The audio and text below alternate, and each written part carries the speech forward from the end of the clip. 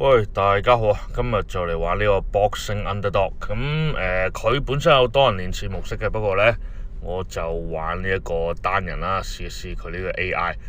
面前呢個靚女呢，就係我哋嘅經理人，唔係我哋嘅對手嚟嘅。唔好太多幻想啦。我哋係打男人嘅，打呢個男拳手。教呢個中等難度啦。喺呢個遊戲未正式推出之前呢，佢已經有好多嘅宣傳片啊、預告片呢，去標榜自己嗰個物理係幾咁真實同埋幾咁寫實啦。有物理互動嘅拳擊遊戲呢，有呢個 Jewels of a Fight 同埋呢個 Ultra Boxing 嘅，就睇睇呢個遊戲嘅表現係點啦。一開始就嚟呢一個 1-2 啦，我哋做一做試探。OK 嘅個 AI，佢舉手上嚟呢，真係會擋住，唔會話輕輕地俾你打兩打即刻瞓低嘅。當然有啲 bug 啦，會穿過啲擂台啊，無可避免啦。呢啲真係有少少嘢要改善，但係整體上個瑕疵呢，唔係話好明顯啦。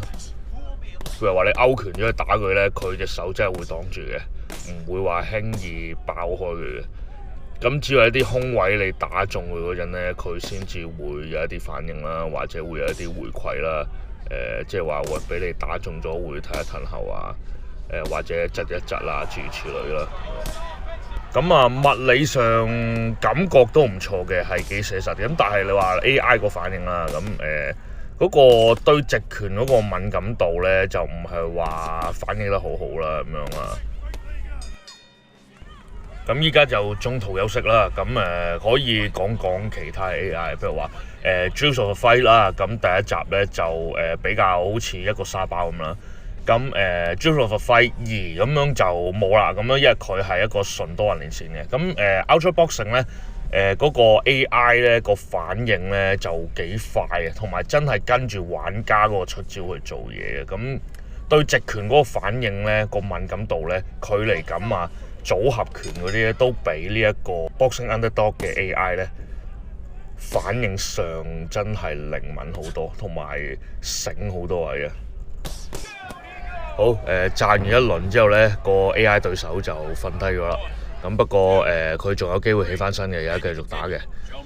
lock out 咗太一次咧，咁就真係會宣佈個比賽結束嘅咁樣。咁都講嗰個移動方式先啦。佢嗰個移動方式咧，就同呢個 Jewels of a Fight 2咧有一個共通點嘅，就係話，當你屋企咧嗰個地方唔夠啦，只可以企喺度玩嘅時候咧，佢係一個選項嘅，就係話，你可以企喺度，跟住用呢一個左手嘅蘑菇掣就可以移動啦，走去叫做行向你嘅對手啊，或者叫後退啊。但係當然，佢冇得俾你喐得太快嘅。好慢慢咁樣行嘅啫，好慢咁樣行嘅啫，只可以。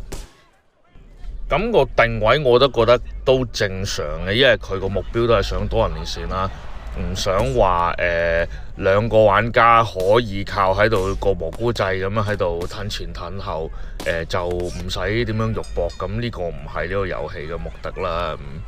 但係啊，始終一啲勾拳呢，真係成個大拋錘咁整過去咧，有時係會繞過咗個防禦嘅，係冇咁容易擋嘅。我覺得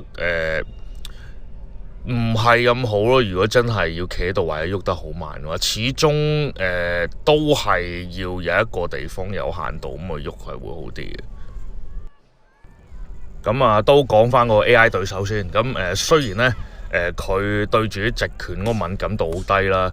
去到直拳可以威脅到個範圍，佢又唔去點樣出呢個直拳啦，偏向呢個被動啦。但係如果你想做一啲比較大動作嘅拋錘呢，佢係會避嘅，佢係會去閃你嘅一樣。我覺得都係好事嚟嘅。因為雖然係打 AI 啦，但係一個咁大動作嘅，係人都反應到嘅。都可以俾你打中嘅，就唔係一個鼓勵你去接觸呢一個運動嘅初速咯。即係對手唔係死啊嘛，咁樣揮過去人哋都冇反應嘅，變咗會鼓勵啲人會做一個壞習慣咯。因為無論係呢個 Jewels of a Fight 2都好啦，呢隻 Boxing Underdog 都好啦，佢嗰個所謂定位都係叫做一個偏向模擬拳擊嘅一種運動遊戲啊嘛。咁你話係咪100%真實？係咪可以取代到落 sparring？ 我好老實講，一定唔得嘅。咁呢啲遊戲我哋做咩呢？第一就係話純粹我嚟娛樂啦，拎嚟過癮啦。咁第二就係話，如果你有嗰一啲叫做落場 sparring 嘅經驗咁樣啦，同啲師兄啊咁樣打過咁樣，可能你再比較翻，咦呢個遊戲同現實爭幾遠呢？或者話喂佢有啲咩招式，有啲乜嘢嘅反應可以令到你作為一個訓練參考呢？咁諸如此類啦，咁樣啊。咁啊，最後尾都講句啦，我係一個非常之業餘到業餘嘅愛好者，咁啊，志在純粹分享呢個遊戲體驗嘅啫。咁啊，今日就講到嚟呢度啦，拜拜。